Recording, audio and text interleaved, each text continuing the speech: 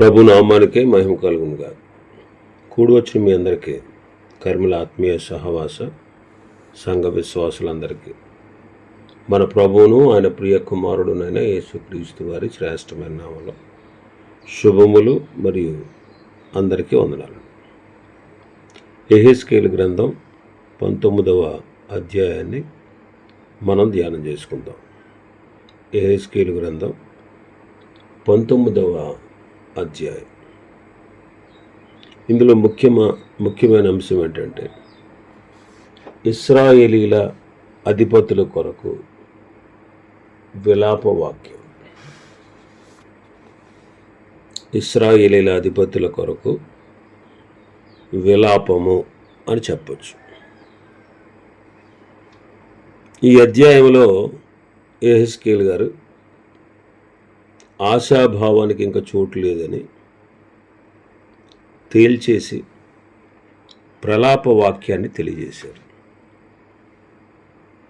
యెహెజ్కేలు గ్రంథంలో 5 ప్రలాప వాక్యాలు ఉన్నాయి. 26వ అధ్యాయంలో ఒకటి, 28వ అధ్యాయం, 32వ అధ్యాయం,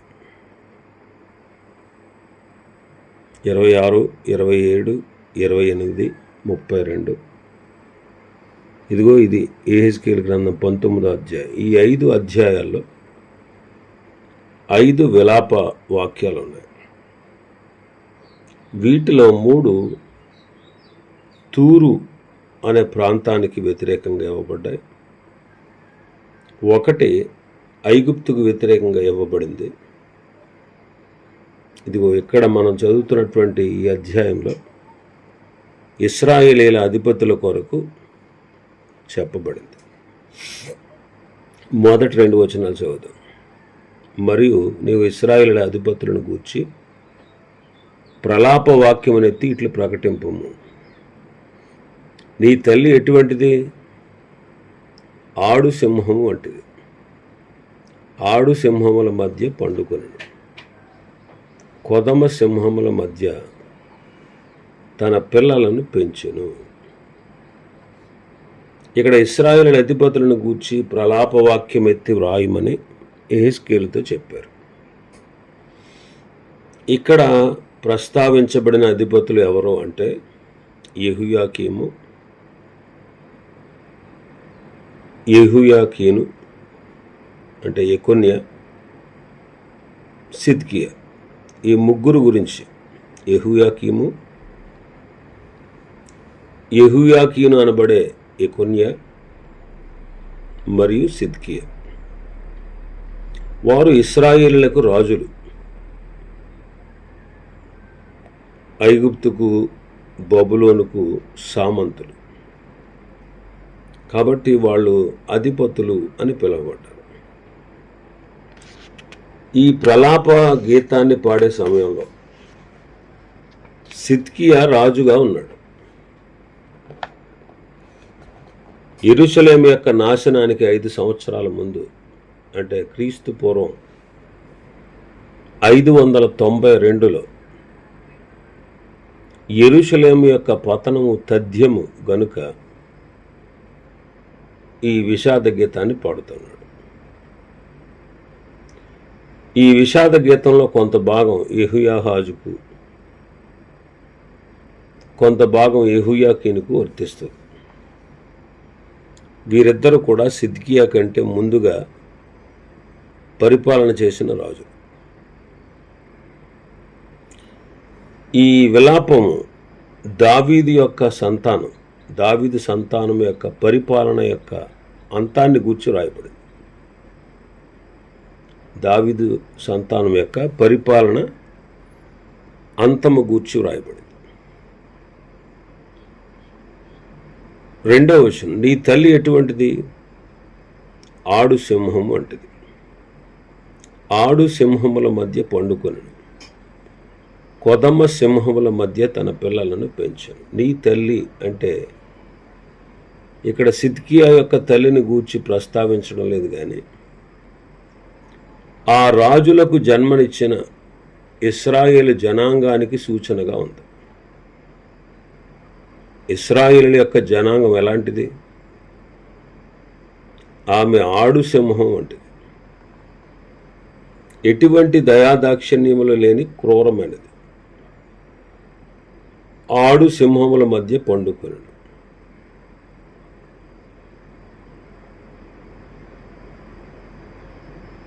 ఆ ఆడు సింహములు ఎవరు అంటే నియంతలైనటువంటి ఐగుప్తు బబులోను రాజులు. కాబట్టి ఇశ్రాయేలు దేశస్థులు, ఇశ్రాయేలు రాజులు ఐగుప్తు బబులోనుతో సహవాస సంబంధాలు పెట్టుకుని వారి సంస్కృతిని, వారి ఆచారాలను, వారి దేశంలో జరిగే అపవిత్రమైన కార్యాలని వీళ్ళు చేయడం ప్రారంభించారు. కొదమ సింహముల మధ్య తన పిల్లలను పెంచును అంటున్నాడు. అంటే యోధా యువరాజులు సింహం పిల్లల్లాగా క్రూరంగా నిరంకుశులుగా పెరగసాగారు. తమ దేశ ప్రజలను దోపిడీకి గురి చేశారు. 3-4 వచనాల్లో చూస్తే, వాటిలో ఒకదానిని అది పెంచగా అది కొదమ సింహమై వేటాడ నేర్చుకొని మనుషులను భక్షించునదాయను. అన్యజనుడు దాని సంగతి విని తన గోతిలో దాన్ని చిక్కించుకుని దాని ముక్కునకు గాలము తగిలించి ఐగుప్తు దేశమునకు దాన్ని తీసుకుని పోయిరి. వాటిలో ఒక దానిని అది పెంచగా అంటాడు. పెంచబడిన సింహం ఎవరు అంటే యెహోయాహాజు. అది కొదమ సింహమై మనుషులను భక్షించునదాయను. వేటాడడం నేర్చుకుని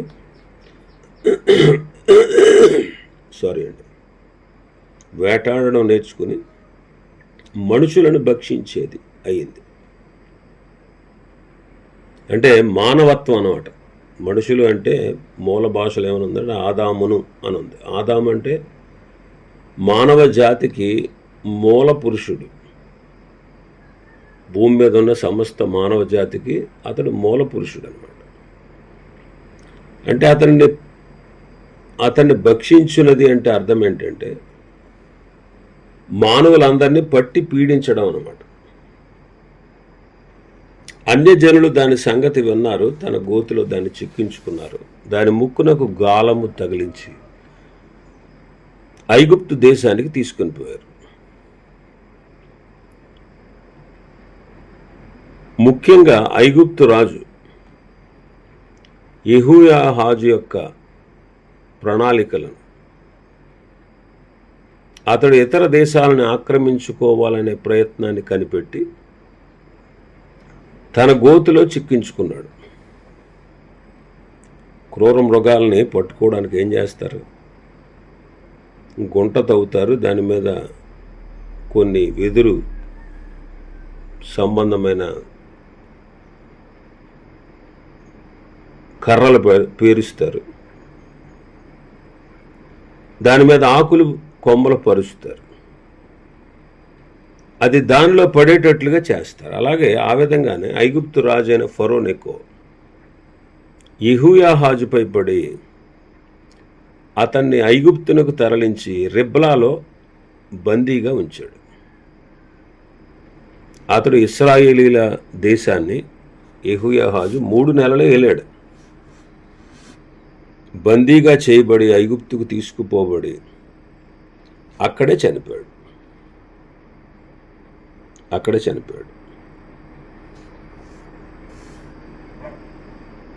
రాజుల 2వ గ్రంథం 23వ అధ్యాయం 31 నుంచి.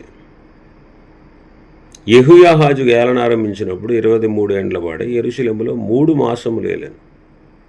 అతని తల్లి లిబ్నా ఊరివాడైన ఇర్మియా కుమార్తెకు హమూటలు.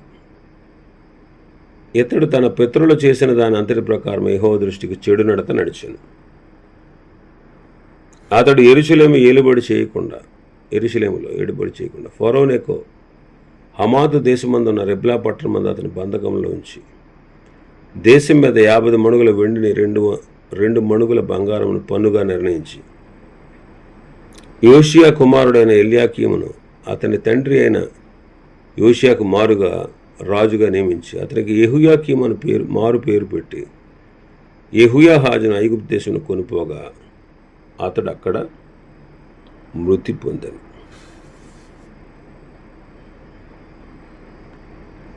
ఇర్మియా గ్రంథం 22వ అధ్యాయంలో కూడా మనం చదవగలం ఈ మాటలు. ఆ తర్వాత మనం చూస్తే 5వ వచనం నుంచి, తల్లి దాన్ని కనిపెట్టి తన ఆశ భంగమాయనని తెలుసుకుని తన పిల్లలో మరి ఒక దాన్ని చేపట్టి దాన్ని పెంచి కొదమసింహముగా చేసింది. ఇదియు కొదమసింహమై కొదమసింహములతో కూడా తిరుగులాడి వేటాడ నేర్చుకుని మనుషులను భక్షించున్నదై దాని నగరులను అవమానపరిచి వారి పట్టణములను పాడు చేసెను. దాని గర్జన ధ్వనికి దేశమును అందులో ఉన్న సమస్తమును పాడాయను.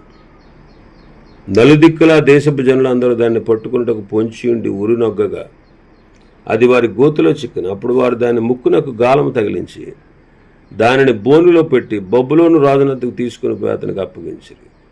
దాని గర్జనము ఇశ్రాయేలు పర్వతముల మీద ఎన్నటికి వినబడకుండానట్లు వారు దానిని గట్టి స్థలం అందించిరి.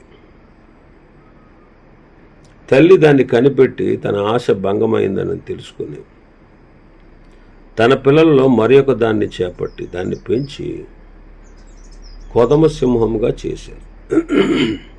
ఇక్కడ తల్లి అంటే అర్థం ఇశ్రాయేలీల దేశమని అర్థం. యెహోయాహాజు కొరకు కనిపెట్టి అతడు తిరిగి రానందుకు వారి ఆశ భంగమే, తన ఆశ భంగమే. తన పిల్లల్లో మరి ఒక దానిని అంటే యెహోయాకీనును రాజుగా చేసి ఇతడు కూడా నిరంకుశుడు, ప్రజల చేత వెట్టి చాకిరీ చేయించుకునేవాడు.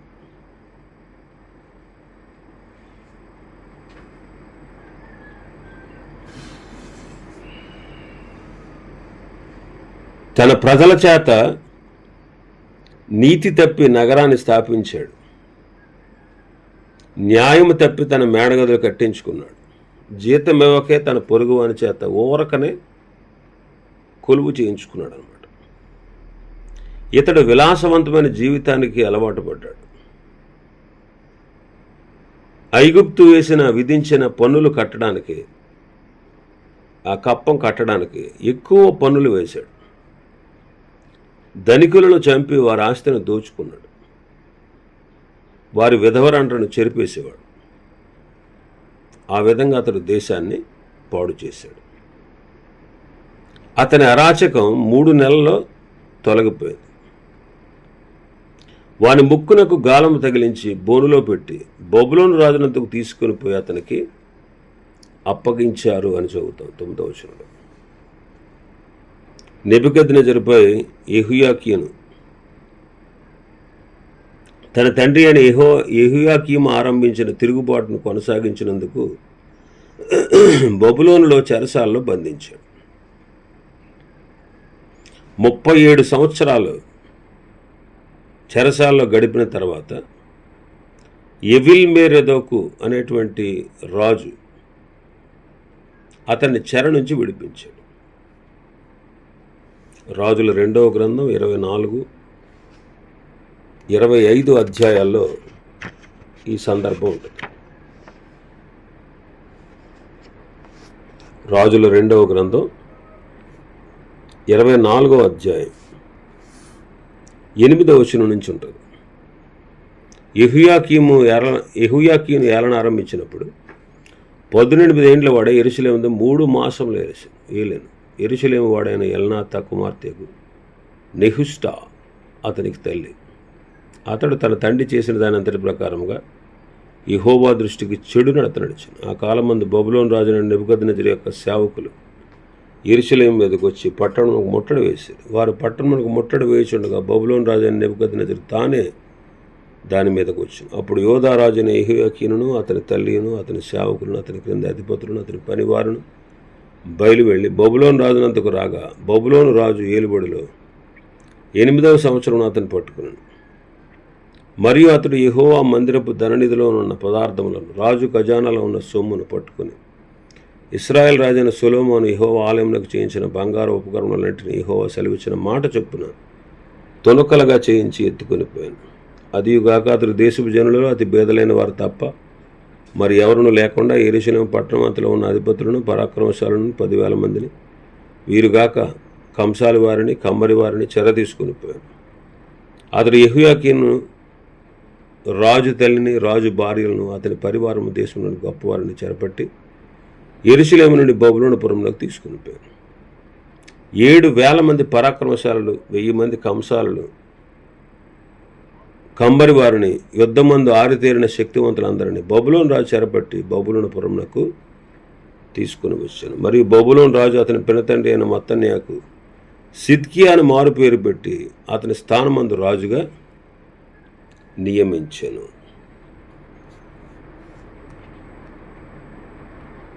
ఇరవై 25వ అధ్యాయం మనం చూస్తే 27 నుంచి 30 వరకు అతని గురించి. యోధారాజు అయిన యెహోయాకీను చెరలో ఉంచబడిన 37వ సంవత్సరం 12వ నెల 27వ దినమందు బబులోను రాజైన ఎవీల్మెరోదకు తాను ఏలనారంభించిన సంవత్సరం అందు బందీ గృహంలో నుండి యోధారాజైన యెహోయాకీనును తెప్పించి అతనితో దయగా మాట్లాడి అతని పీఠమును బబులోనులో తన యొద్దనున్న రాజుల పీఠము కంటే ఎత్తు చేశాను. కాగా అతడు తన బందీ గృహ వస్త్రములు తీసివేసి వేరు వస్త్రములు ధరించుకుని తాను బ్రతికిన దినములన్నీ రాజు సన్నిధిని భోజనం చేయించు వచ్చాను. మరియు అతని బత్తెము ఏనాటికి ఆనాడు రాజు చేత నిర్ణయించబడినదై అతడు బ్రతికిన నాళ్ళు ఆ చొప్పున అతనికి ఇయ్యబడుచుంది. 37 సంవత్సరాలు చెరసాల్లో గడిపిన తర్వాత ఎవీల్మెరోదకు చెర నుంచి అతను విడిపించాడు. అయితే యెహోయాకీను బబులోనులోనే ఉండిపోయాడు. తాను పాడు చేసిన యెరూషలేముకు అతడు తిరిగి రాలేదు. ఇంకా మన భాగంలో చూస్తే 10వ వచనం నుంచి 14వ వచనం వరకు మనం చూస్తే, మరియు నీకు క్షేమము కలిగి ఉండగా నీ తల్లి ఫలభరితమైన తీగల్లో నిండి ఉండి విస్తారమైన జలముల దగ్గర నాటబడిన ద్రాక్షావళి వలె ఉండెను. భూపతులకు దండములైనట్టు గట్టి చెవులు దానికి కలిగి ఉండెను. అది మేఘములో నుండినంతగా పెరిగాను. విస్తారమైన దాని కొమ్మలు బహు ఎత్తుగా కనబడను. అయితే బహురౌద్రము చేత అది పెరిగివేయబడినదే నేల మీద పడవేయబడింది. తూర్పుగాలి విసరగా దాని పండ్లు వాడెను. మరియు దాని గట్టి చెవులు తెగి వాడిపోయి అగ్ని చేత కాల్చబడను. ఇప్పుడు అది అరణ్యములో మిక్కిలి ఎండిపోయిన నిర్జల స్థలంలో నాటబడి ఉండేది. మరియు దాని కొమ్మలు చెవుల్లో నుండి అగ్ని బయలుదేరుచు దాని పండ్లను దహించుచున్నది కనుక రాజదండమునకు తగిన గట్టి చువ్వ ఒకటియు విడువబడలేదు. ఇదియే ప్రలాపవాక్యము, ఇదియే ప్రలాపములకు కారణము. యెహెజ్కేలు ఇశ్రాయేలీయులను ద్రాక్షావళితో పోలుస్తున్నాడు. విషాద గీతంలోని ఈ భాగం సిద్కియాకు సంబంధించింది. లేఖనాల్లో అనేక సార్లు ఇశ్రాయేలీయులు ద్రాక్షావళితో పోల్చబడ్డారు. యెషయా గ్రంథం 5వ అధ్యాయంలో, యెహెజ్కేలు గ్రంథం 15, అలాగే 17వ అధ్యాయం, మత్తయి సువార్త 21వ అధ్యాయం, యోహాను సువార్త 15వ అధ్యాయం, ఇవన్నీ మనం చూస్తే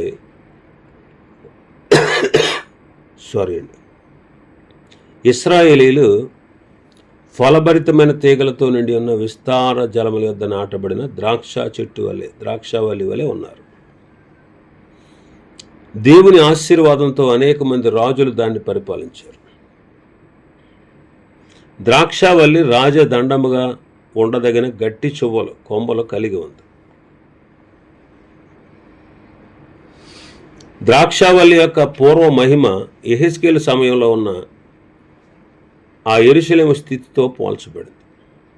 అయితే బహురౌద్రము చేత అది పెరిగివేయబడింది, నేల మీద పడవేయబడను. తూర్పుగాలి విసరగా దాని పండ్లు వాడెను. తూర్పుగాలి పంటలను తుడిచేస్తుంది. తూర్పుగాలి ఇండ్లను పడకూడదు. తూర్పుగాలి గొప్ప ఉపద్రవము తెస్తుంది. అలాగే బబులోను తూర్పు గాలిలాగా బేభత్సాన్ని సృష్టించింది. దాని వేడికి యెరూషలేము తట్టుకోలేకపోయింది. ఇప్పుడు అది అరణ్యములో మిక్కిలి ఎండిపోయిన నిర్జల స్థలంలో నాటబడింది. యెరూషలేమును సారవంతమైన భూమిలో నాటబడిన ద్రాక్షావళి ఇప్పుడు బబులోనులో నాటబడింది. అందుకే నెబుకద్నెజరు బేదలైన వారిని తప్ప మరి ఎవ్వరూ లేకుండా యెరూషలేము పట్టణమంతలో ఉన్న అధిపతులను, పరాక్రమశాలను, కంసాలను, కొమ్మరి వారిని చెర తీసుకుని వెళ్ళిపోయాడు. కాబట్టి సిద్కియా తర్వాత దావీదు వంశంలో ఇంకెవ్వరూ కూడా రాజుగా పరిపాలన చేయలేదు. అందువల్ల రాజదండమునకు తగిన గట్టి చొవ్వ ఒకటి కూడా విడవబడలేదు. కాబట్టి ఇదియే ప్రలాప వాక్యము, ఇదియే ప్రలాపమునకు కారణం. ఏంటి దానికి గల కారణం? ఎందుకు ఆ దేశం అలా పాడైపోయింది? ఎందుకు రాజులు ఇక రాజదండం లేకుండా, రాజ్య సింహాసనం మీద ఆసీనులు కాకుండా ఇక్కడతో అంతరించిపోయింది? సిద్కియాతో వాళ్ళు రాజ సింహాసనం మీద కూర్చుండేవాడు లేకుండా పోవడానికి గల కారణం ఏంటంటే అధిపతులైనటువంటి వీరు యెహోయాహాజు, యెహోయాకీము, యెహోయాకీను, సిద్కియా, ఈ రాజులు దేశాన్ని భ్రష్టు పట్టించారు. ఈ రాజులు మార్గాన్ని తప్పారు. ఈ రాజులు దేవుని యొక్క మార్గాన్ని విడిచిపెట్టారు. అందువల్ల వారికి, వారి దేశానికి ఈ గతి పట్టింది. ఇది ప్రలాపంగా చెప్పబడింది. మనం కూడా అంతే. ప్రభుని విడిస్తే, ఆయన మార్గాలు విడిస్తే, ఆయన చిత్త ప్రకారంగా మనం నడవకపోతే మన దుస్థితి కూడా అంతే. ఇవి ఈ అధ్యాయంలో ఉన్నటువంటి విషయాలు. ప్రభు చిత్తమైతే రేపటి దినం మరొక అధ్యాయాన్ని ప్రారంభించుకుందాం. దేవుడి వర్తమాన వాక్యాన్ని మన వినికిడిలో ఆశీర్వదించునుగాక. ఆమేన్.